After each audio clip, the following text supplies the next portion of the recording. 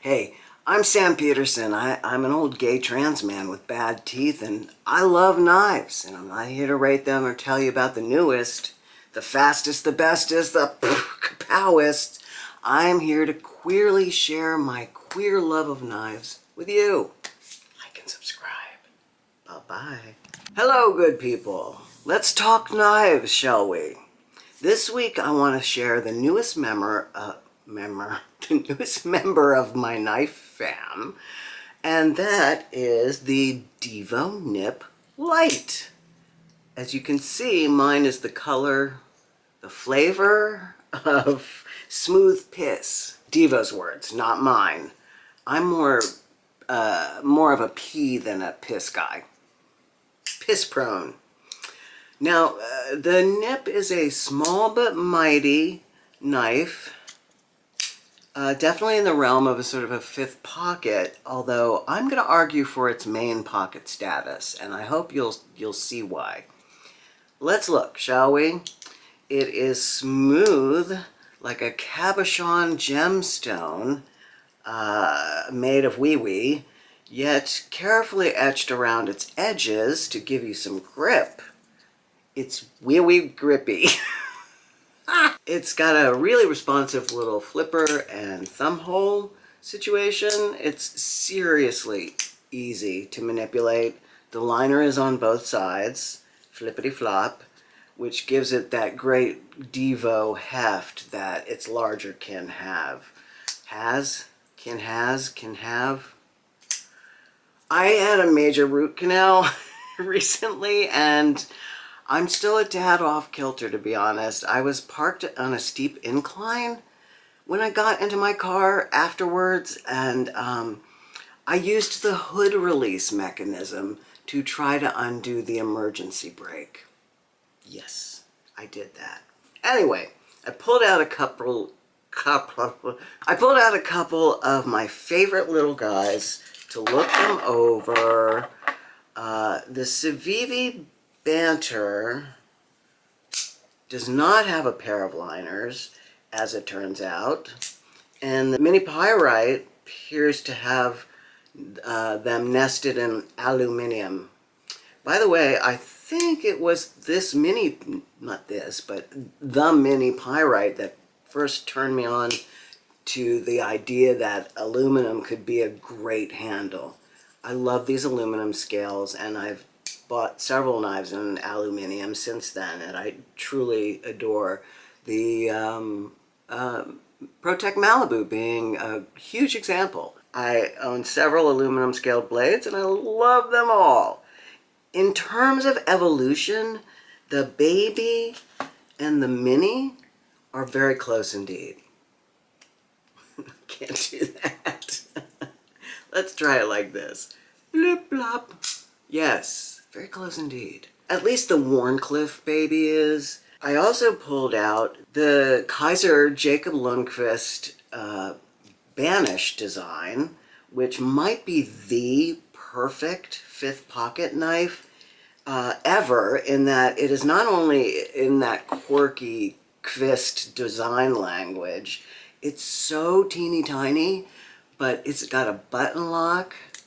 You can flick it, you can top flip it, you can back flick it. I mean, you can do anything with this knife. It's super fun and fidgety, yet as wee as can be.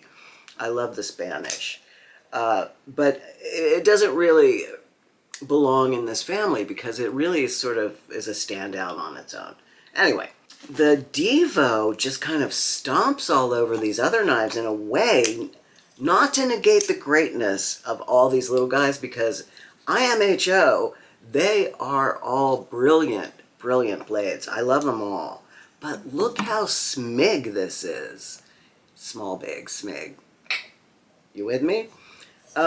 Smig, in terms of blade length, they are all the same, interestingly. But in terms of how much work you could get done with each one of them, the Nip triumphs.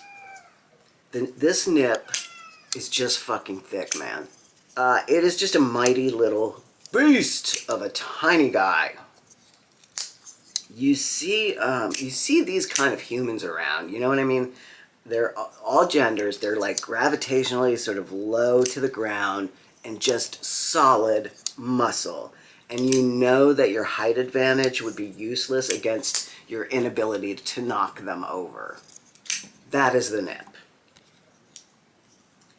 This blade is a working blade. This is not just an occasional package opener.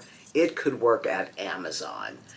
Just rip, slice, slice, rip. It is a brute. Brute is such a good word, don't you think? It's really, you know a brute when you see one, right? Now, since it has arrived on the scene, I have had a mini Pyrite in my EDC bag forever for camping. I carry a regular pocket knife always, but I have this guy, the other mini Pyrite, in my alpaca EDC wallet, or whatever you want to call it, wallet-esque bag. And in it I tuck this knife, the mini. That's going to change today. The Divo is just a better choice for outdoor going ham work. If I need to cut branches or rip clothing in an emergency, like an injury or something, the Nip is the way to go. Look at what a handful it is. Not only is it a thicker blade stock, the handle and the blade have an actual useful finger choil. Not just a little sharpening choil, but a fingy choil. Perfect full finger. Whenever I say finger, I feel a little dirty. But let's take a look at these other choils. This, the Baby Banter also has a manageable finger choil. Not quite as comf as the Nip, but workable for me. The mini Pyrite has this really kind of useless choil because it's big, but it's not big enough for a finger, actually. It wants to be, but it's not. And that's annoying. But with the Nip, it's the combo thick stock, and thick handle that make me want to EDC this in my special camping bag. Camp. I think it's really more appropriate. Hello. The others can go back to their underpaid day jobs working for a nonprofit to help save the world. This one is going to be on the trails. Bam. The other thing is, though, that the Divo Nip is 99 bucks plus if you can get it a $10 discount. Lefty 10, I think it is. There's some other discount codes too if you can find them.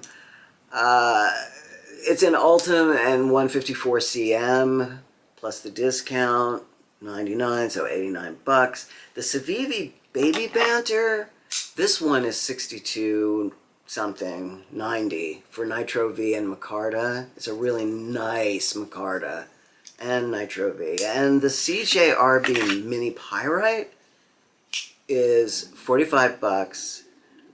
That's my tummy. With AR RPM 9, steel and aluminum. So I guess the hierarchy would be the Nip, the Baby, and the Mini in terms of materials. But honestly, the materials are really in terms of preference, right?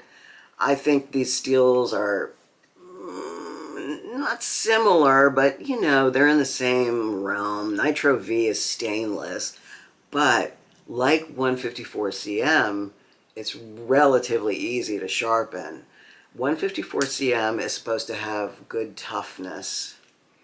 All that to say, check out the new Divo Nip Lite drop, because there are still, as last I looked, some pee-pee flavored ones at traditional knives, and there are probably some really beautiful aluminum ones out there on the market as well.